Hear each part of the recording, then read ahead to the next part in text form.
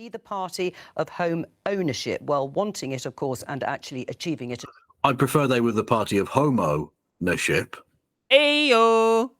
Come on, I prefer they were just a party of renters, quite frankly, actually. Like, people keep... this one thing that frustrates me at the moment is that during the entirety of the mortgage rate crisis and the increase in interest rates, the entire conversation has been, what's going to happen to homeowners' mortgages? What's going to happen to landlords? What's going to happen to this? How about fucking renters? Right? Yeah. All of those mortgage costs for landlords, they couldn't give a shit. It's all getting passed on to the tenants. That's how. Yep. That's the basics of the supply and demand of landlordism. Yeah. And I just want them to be a party of Labour, like. Would help. Yeah. I mean, that would involve giving a fuck about renters and stuff, but instead of a nation of Rackman madness, let's go. To two very different things. One of the things Labour has said is that they are going to restore mandatory housing targets. This follows, of course, the government dropping that whole idea. Was it a mistake, Bim? No. I think that it's a good principle to say that in the local area, the local people ultimately should help shape how the housing is except they just don't get built. But the local people shouldn't get to decide about fracking. Ever.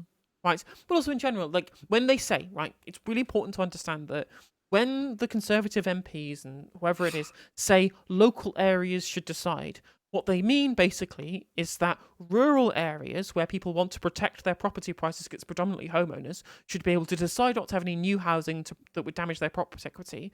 And people who live inside cities, which are predominantly more left-wing, where people are predominantly renters, where they want rents to come down, that should be where all the new housing gets built so that renters can want to have their rental costs not continue to rise ad infinitum as supply stays the same but demand increases. It's essentially basically them saying our voters cannot have their property prices damaged, and we can continue piling more and more and more people into these siloed left-wing city constituencies because that's what's electorally viable for them, because they want to protect homeowners at the expense of everybody else. Yeah, basically. But I personally think it's absolutely fine that you have to pay 500 grand for a shoebox in London. Yep.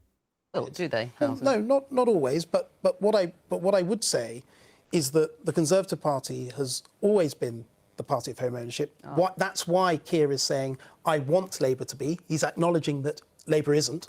But we need to do a lot more because, I'm doing some work at the moment looking at attitudes amongst people in the sort of millennials, late 20s, 30s and until early 40s.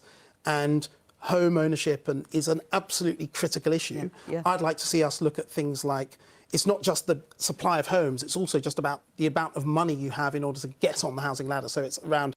Weren't you just saying that people can go fuck themselves if they want to get paid more? I mean, this is what they're going to try. This is what the state exists to do under neoliberalism, is to funnel public money into protecting the interests of capital. So it's not let's increase workers' wages. It's let's spend huge amounts of money on childcare so that both parents can go to work and we destroy the family unit. That's what it's all about. It's not let's make sure people get paid more. It's let's subsidise people's incomes with universal credit by still pumping that money into the system anyway, just not at the expense of the profits of the companies and the dividends paid to shareholders. It's not let's make housing more affordable. It's let's pump huge amounts of public money into Help to Buy, massively and continually pumping huge amounts of money to increase the asset price of housing even further and overinflating the price of a commodity rather than actually dealing with the base issue of a lack of supply and also a lack of regulation. It's ridiculous. Sorry, I couldn't hear that through the sound of you crunching on your avocado toast. And therefore, that's the reason that you can't afford to buy all of the houses. So that people can get on the housing ladder. It's not just, all of those things we need to look at. It's not just about supply. Do you admit that Labour hasn't been the party then of home ownership? Hence the big interview and the big headline at the weekend. Well, we've not been in government for a long time. That's true. I would rather that, of course. Building houses is one part of the solution. Another part of the solution, which I think is really interesting in the announcements that Keir has made in the last few days, is about how you help first-time buyers get a mortgage. Because, of course, the percentage deposit that you need, especially in cities like mine in Bristol, here in London, where the value of houses is very high, for the majority of young people, unless their parents give it to them or they marry into wealth, is just insurmountable. So we've been looking at international good practice where you can put in government-backed insurance schemes where you can test people's income, their ability to pay the mortgage, and to help them get over that inequality gap in the first place of being able to have enough cash to be able to get a mortgage in the first place. Ben? I think looking at all these things is very reasonable, and I think that's exactly I'm going to what we make should another be doing point. as well. The boomers in my audience are going to get frustrated with, and that is why whenever everybody says, "Oh, actually, interest rates were 15% in 1979," which was like that was like that for like a fucking month, whatever it was. Anyway, is that I could not care. I could not give a shit how high interest rates are, because it's not the difference isn't how much interest you're paying to the bank that's being frittered away on nothing, because that's what rent is, right? All the money you pay in rent is going to pay off the bank and the landlord anyway. Having a high interest rate that brings down house prices so that the deposits are cheaper to get onto the ladder in the first place is far more preferable to interest rates being low, mortgage rates being low, house prices being high, and deposits being basically unaffordable. Because paying 50% of my mortgage on high interest rates to the bank rather than paying 100% of my rent to the landlord, these are identical situations. But at least if half of the money I'm spending on my mortgage is going towards retaining some kind of asset, that is more worth it as far as I'm concerned than paying literally everything in rent. Yeah. Yeah, I think that's a very good point. I'm glad you interjected. As I say, I've talked about Help to Buy, and we should hugely increase that. I think that But has Help to Buy been a success? Well, it has. Or has it inflated the has, housing market? I can tell you in my own constituency, I've met people who they say we would not be able to afford this home without Help to Buy. What I think is we should extend it to more people and increase the amount that people can get. And increase the amount of money necessary to even start the process of getting on the housing ladder. It's such a stupid policy. But again, it's all it is about protecting the people who vote for them. Rural homeowners, high asset homeowners and landlords. It's all it's about protecting. Because house prices can never ever drop or even stay stagnant. They have to increase ad infinitum, which again is just the worst possible thing. Yeah, also, just to drag him back to the point that he made earlier about inflationary pumping of money into a system. Bim, I know, it's so hypocritical. It's so hypocritical. Do you want to address that? Is the host, who's clearly a fucking economic genius, is she going to ask him that question? I wonder. I wonder. It's on that Help to Buy scheme, but it's not the only thing. And I think that after the financial crisis, what happened was banks and how mortgages were assessed really disadvantaged a lot of younger people who could afford to pay their mortgages. I think we need to look again at that and to say, how is it that we can almost stack the deck more in favour of young people in the housing market? That's what we're proposing. Right, well, let's have a look at this headline. The Spectator: reviving Help to Buy would be disastrous for the housing crisis. But I cannot believe I agree with the fucking Spectator. And Tom Harwood, who's talking about this on Twitter as well. Yeah, true. But the Spectator, their massive headline from this week, I don't know if you saw this. Here we go. If the Nazis had occupied Britain, how many of us would have collaborated? I mean, all of the Spectator's readership. Yeah, and staff. Yeah, undoubtedly. So, they've got their finger on the pulse. Definitely a question. But this coming from the same Spectator that had the headline in praise of the Wehrmacht. very notion in that particular article that it just does act as an inflationary mechanism and actually makes it more affordable. If interest rates go up, which they have done, then people who have got on that housing ladder can't afford those mortgage payments. It does, and the government have absolutely failed on housing. And I am actually quite glad that Keir Starmer has sort of recognised that this is a huge political issue. I'm glad that housing is now a high priority on the political agenda. Okay, anytime this person gives them praise is just another reason that I will never vote for him to become Prime Minister. The issue is that they are both is that she's trying to say, well, actually, Keir Starmer is good because he's talking about supply. And I'm not necessarily in disagreement with either of them on the issue of supply, but neither of them are talking about the real issue, which is who owns the housing and how the housing gets built. So I'm all happy to see there being more houses built, have high targets, but it cannot be luxury flats. It cannot be left up to developers to decide in the private market what gets built and what doesn't, because it will almost always be what is most profitable rather than what has the highest utility. What actually needs to happen is these states need to come in and build lots of public housing, high density, so that we protect the green belt, we protect our environment, we prioritise keeping rents low and keeping housing affordable, and the state maintains the profit from the rental payments into these properties rather than new builds being built that are where the affordable housing actually isn't affordable. Luxury flats get built to become speculative assets for rich people rather than to be used to house people, and they build a kind of middle class urban sprawl rather than high density housing that ruins our green areas and is environmentally impactful. I love it when they say affordable housing, and then you look at the numbers, and you're like, that's what you classify as. Well, yeah, obviously the classification of affordable is not like complete nonsense. it reminds me of when they go on about like, oh, they've got a plus size model, and then you look at her and you're like, she's just slightly size chubby. 12, yeah, size 10. Yeah, like she's like, that's not plus size. That's ridiculous. Like the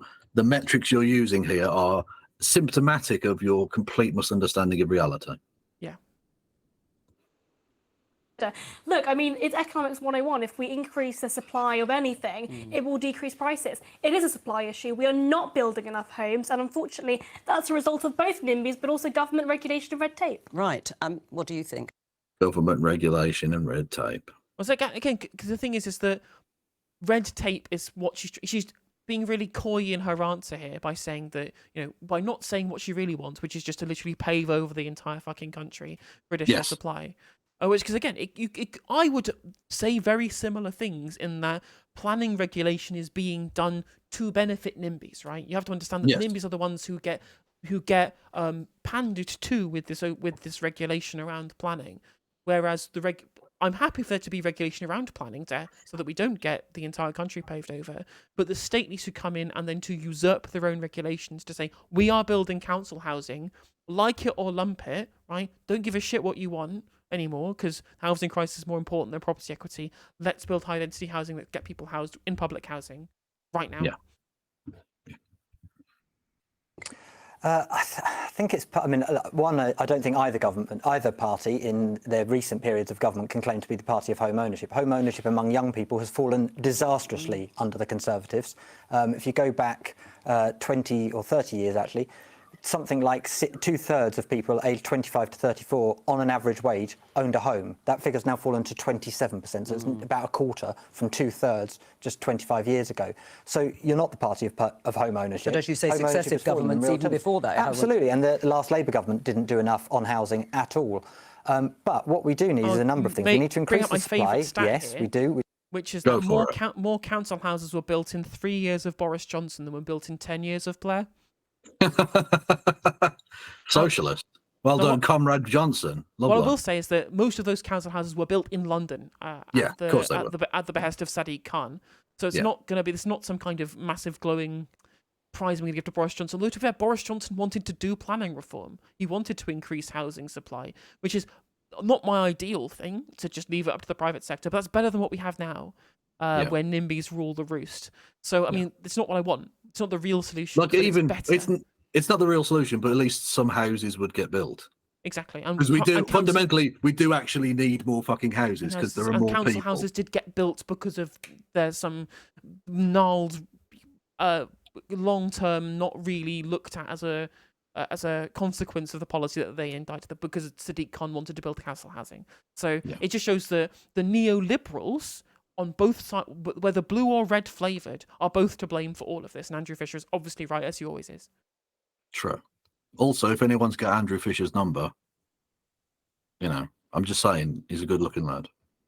I'd love to have on stream, actually. That would be based as fuck. And I'd also have to make less jokes about having sex with him, I think. True. So. Which house building targets are a good thing. Right. I think the ban on overseas buyers is important. I don't think homes should be treated as investment opportunities. I think they're homes for families, and that's what they should be there for. You can invest in all kinds of other things, but not in housing. That should be for individuals. I personally would restrict it more for domestic buyers as well. I don't think, landlords are bad because they come from abroad. I think they're bad if they're over here. And I'm talking corporate landlords, big kind of companies that are buying Exactly, yeah. Landlords aren't bad based on where they're from. It's the fact that they're fucking landlords. Yep. Yeah. Although it's interesting how even he has to couch himself by saying, well, actually, no, I don't really hate regular landlords, it's just the corporate landlords. No, hate all of them. All of them bad. They serve no utility whatsoever. In fact, in my time when I was renting before, I had much better time renting from corporate landlords than I ever did from mum and pop landlords. All right. Jesus Christ, she's got Mau-pilled. I've got Mau-pilled. But the thing is, what's interesting is that because the mum and pop landlords, they view it as their little nest egg. That's why they want to extract as much profit and get very frustrated if you ever, potentially harm their future retirement savings fund. Whereas corporate landlords just like, yeah, fuck it, put it on the tab, here's half your deposit back. I've not got time to be going into random disputes with one person when we have a massive portfolio of 300 properties. So actually I had a much better time renting from corporate landlords because they were actually much fairer. They paid for repairs. They were on call to be able to do stuff because they had a structure to deal with this. Whereas when it was from individual landlords, they were garbage. They were terrible at their jobs. In These housing estates. Yeah. And then renting them out to people at very high rates, which means they can't then save for a deposit, and then they can never buy. Or if they do, they have to get a 50-year mortgage by the time they've saved up in their 40s. It's just not sustainable, which is why you would ban all overseas buyers. Well, that's what Labour's proposal is, I believe, that was in the Observer, I think, this Sunday. For new house builds. Yeah, For and new it's house called builds, yeah, for new being house given builds. first dibs, as it was called in the piece. Yeah, I think I would go further. There's no reason for an entity that isn't based in the UK to own a UK home. Well, what do you think about that? Absolutely wrong. I mean, just because they Why? are, because only if you live. Patriotism, people. It's Love true. it. Love Red it. patriotism. I mean, I don't necessarily disagree, and I think that if you're going to have the patriotic socialism, but not in like a infrared style type thing, where you have a civic nationalist, I guess, socialism type. Oh, red brown pills. ideology. Let's go. Yeah. Andrew Fisher, the Strasserite. True. But if you're going to make civic nationalism a core of a socialist principle, I don't think that's necessarily a bad optical decision to go for. But the thing is, he specifically talked about the fact that the referral to that London is the money laundering capital of the world. Russian money completely props up and is stuffed into the housing market in this country. It's not just Russia. Like people, we obviously concentrate on Russia because of Ukraine, but lest we forget, a lot of Saudi money, Qatari money, Egyptian money, like basically every corrupt organization or country on the all countries are corrupt, but the especially rich ones, the oil rich ones who want to invest their money in potentially safer parts of the world, have basically bought up huge sectors of major cities in Britain. And if we should stop them from doing that forever. I think even homegrown oligarchs as well. Like TSB have been doing this, buying entire rows of residential housing to turn into lets. Right, we need to stop all corporate purchase, whether foreign or domestic. Yeah, indeed, and that's often the problem with new build as well, is that people from outside the area, usually corporates, buy all of the housing en masse because they can outbid anybody, knowing that they'll make it back in With rents. cash.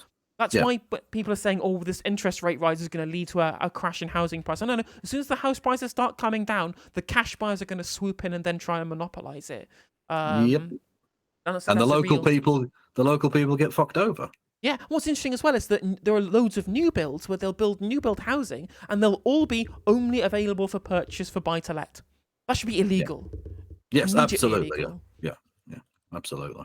Live in the United Kingdom or if you're British, yes, you can if buy you're a resident house. in the UK, you need a UK home. If you're not resident in the UK, you don't need a UK home, do you? I mean, absolutely Why? just not the problem. I mean, there's such a small portion of people. It's almost like she's being funded by foreign money, and that's the reason she's making this argument. Yeah, just all the Koch brothers funding just immediately being spewed forth from her mouth like fucking interesting. scripture. Why are you so intent on foreign investment in Britain? What's going on there? That's not very patriotic. Are you talking this country down? Something, red, white, and blue Brexit. Well, that's why if you're going to have a civic nationalist line for left-wing policy, that's what you have to say. It's like, why are our energy retailers fucking ADF, Electricité de France? Why are we buying our France? Why are we allowing, Emirati billionaires to own Manchester City, whatever it might be? Well, exactly, and not just that, but this is going to sound bad, but I think this is an example of positive xenophobia, if you will. If the Americans try and buy the NHS, point out why these foreigners, that they clearly, you think these people have the best interest of the British people at heart? No, fuck this noise. Yeah, I agree. I don't think it's xenophobia. It's just civic nationalism. It's just, if we're going to have this stuff being run, it should be run for the benefit of British people by British people. And then I would argue that those British people should be the state on representing the public in general. Yeah. People that are, of course, that's not my major solution. I think it's a reasonable point, though. Absolutely ridiculous proposal to ban foreign buyers. Why is it ridiculous? Because the solution is to increase the supply. Why has a rich person based in America got more of a right to a home than a family in the UK? It's about they have the money to be able to afford it. And money beats right in the game of rock, exactly. paper, scissors, money. Yeah, market beats utility. So again, that's all that she believes in, is that markets should be supreme regardless of the utility. Because again, it's too much regulation. That's why any regulation interferes with the market, and this is where you will lose the patriotic people, quote unquote, when you have this free market fundamentalism, right? Yeah. When this is fundamentally a patriotic thing that Andrew Fisher is saying here, and she's saying, no. But what about BlackRock? What about Vanguard? Do you know what? I can't believe you'd want to interfere to stop them from buying up all of the housing in the country. Won't someone think of the poor petro billionaires? Really? The boot of the state needs to get off their neck for once. It's quite so. Should they be at the top? Should they be at the top of the ladder then? I think what Labour are proposing at the moment with this first dibs. That's not an answer. Should they be at the top of because they can afford it more, right? So why isn't literally everything for sale? Why isn't the air for sale? Privatise the moon. Yes. Except America have basically already claimed it, but whatever.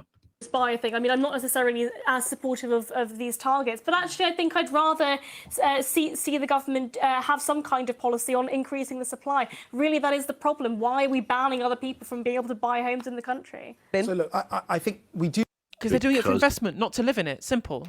Yeah, exactly. Yeah, like if a foreign person wants to come, by the way, that would be an interesting one. Well, why, if they buy a house here, are they allowed to come here and live in it? Are you okay with that? Got them a visa, yeah. What about if they come over in a small boat that they privately own because it's, they're very rich or whatever? Like, is that okay? What's going on there? Like, look, they clearly don't have the best interests of the people at heart. By the way, neither do British billionaires, so I wouldn't allow them fucking to buy it either. But clearly these people from outside have no interest in the welfare of the people that will be living in these houses, and that is fundamentally anti-human. So fucking stop it. You need to increase supply, and one way in which we should do it. So why did you drop the mandatory targets then for local authorities? Yeah, go on then. One way in which we can do it is actually in the right places extending social housing. I think by having more social housing in the right places, not necessarily everywhere, what you do is you increase the total supply of homes. It's one thing the government can actually control. But where are those right places? Just not in your backyard?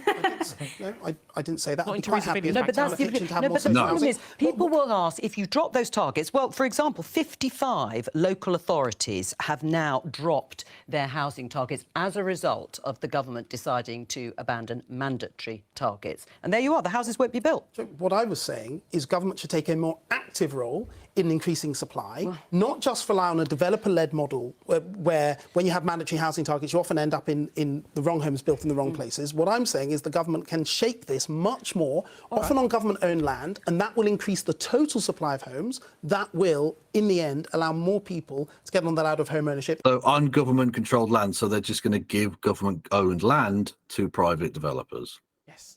Or undersell it at the very least?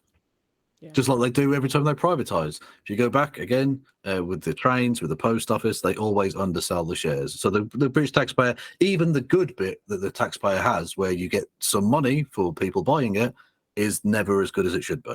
Yep, exactly. So they're going to sell prime real estate on the edge of town to a developer for, peppercorn. Right. Brilliant. In addition to all the other measures that we talked about. Right, I mean, having targets doesn't actually mean more homes, does it? I mean, how do you get local authorities to build them? Well, in my local authority in Bristol, the Mayor of Bristol, Marvin Rees, set a target when he was first elected for house building in the city. And he's done a really good job in getting very close to that target. Have prices gone down as a result? Prices have gone up because of two reasons. One, because Bristol's a very popular place. Hang on. So is his argument, because in this instance where we've had massive inflation and all the rest of it, that because he built houses and it didn't go down, therefore we don't need to bother building houses? Yeah, exactly. Is that Bim Afolabi's actual fucking point there? Yes. Or is he just doing weird point scoring that goes against his own argument? Yeah, because exactly. he's an idiot? It's all about, basically he's dumb. Yeah. I understand that. live, and I would quite like to see things like rent controls in Bristol, something that we've been looking at the local absolutely. authority. And Marvin Rich Oh, is- okay, well, hang on. We'll come to... Absolutely Oh, well, not the solution. let's come back to that in a second. They are if you're a private renter. But of course, there is then a pool of housing that has to be available for rent as young people save up and earn the salaries to be able to buy a house.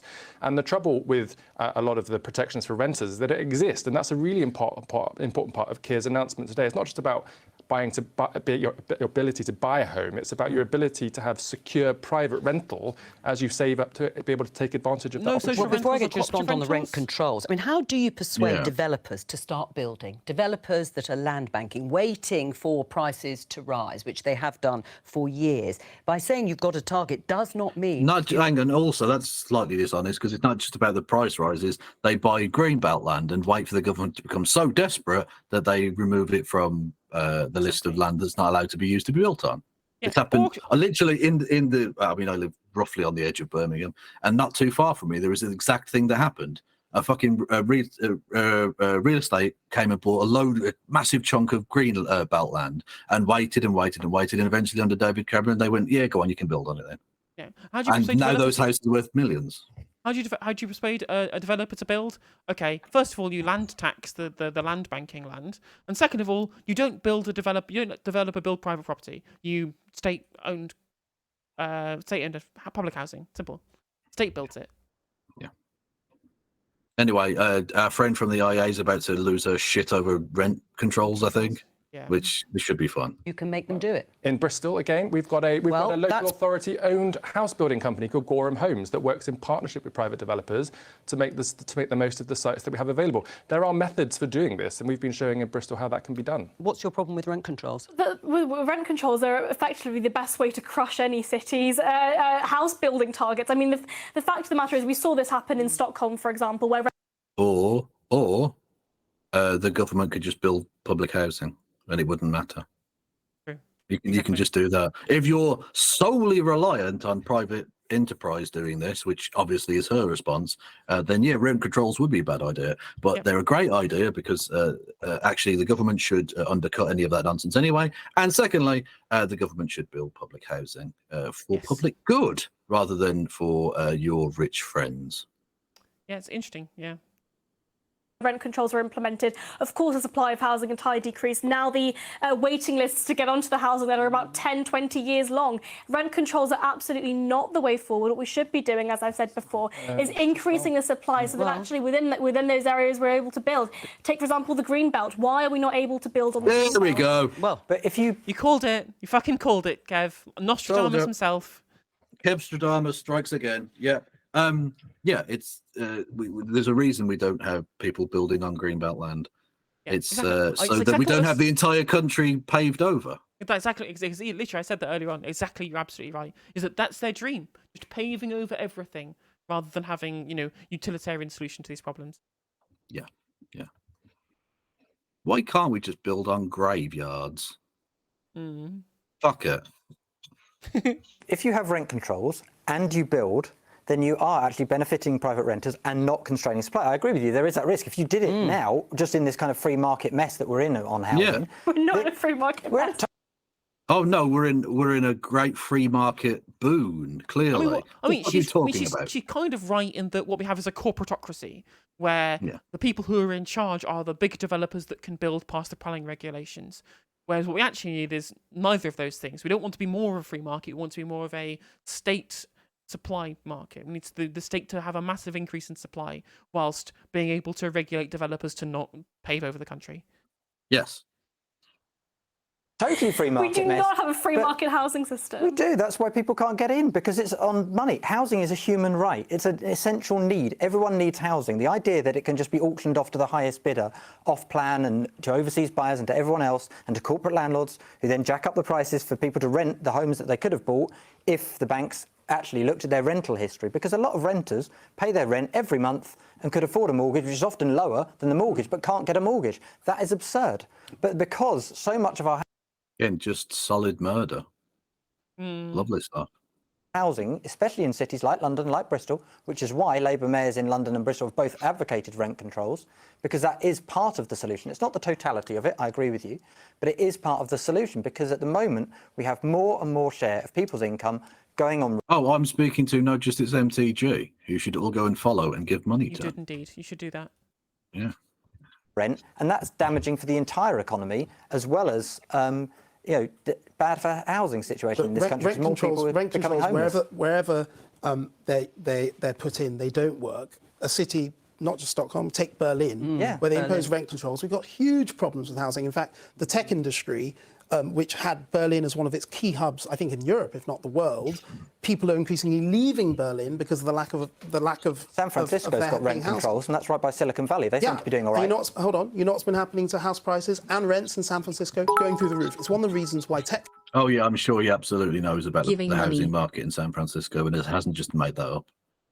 Okay, But even cool. then, like, that's the reason why people are leaving Berlin and Stockholm, because they're not building social housing to increase the supply, right? That's the problem. Yeah, indeed. Companies are leaving Silicon Valley. Because their rent controls are very weak. Because the rent controls mean that ultimately, over time, you actually reduce the availability of housing and the quality of that's housing. why you need a public sector builder and the quality of housing that's there. Trying to make a profit. Look at the end result. The end result of mass rent control is the housing that you had in the Soviet Union. I wonder how many homeless people there are in the Soviet Union. Very little, because rent was fucking 5% of people's income. Yeah. Not that, again, this is a policy prescription of theirs that I liked. I'm not going to say I agree with the totality of the things the Soviet Union did, as Kev knows. Like whenever it's like when it comes to Moscow subway or housing, love it. When it comes to forcibly transporting kulaks to build Magnitogorsk with slave labor, not quite as fan of that. Well, I mean, I thought for a second you were going to be based in Stalin build, but clearly you're biphobic against a bisexual icon, Okay. Joseph. You know?